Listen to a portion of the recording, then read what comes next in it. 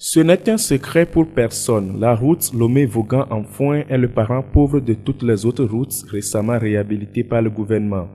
Les travaux sont totalement aux arrêts, si bien qu'à l'heure actuelle, l'on ne sait précisément pas la date à laquelle ils seront achevés afin d'avoir une route comme celle-ci. Pourtant, ces travaux lancés le 30 janvier 2014 à Akoumapé auraient dû prendre fin depuis juillet 2015.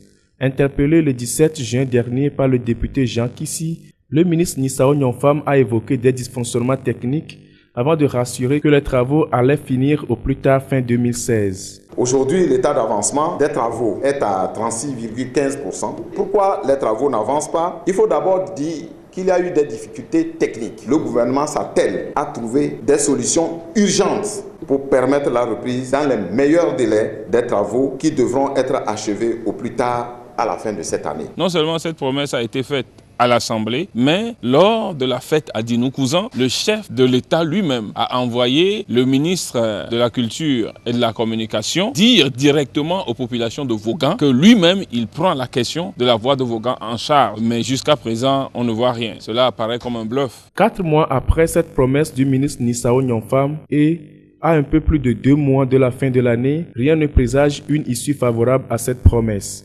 Que ce soit à Kpomé, Haotoué, Vaughan-Ville, sans oublier Akoumapé où les travaux ont été lancés, le calvaire continue. À Kégué-Zogbédi, des herbes poussent déjà dans les graviers stockés là pour les travaux.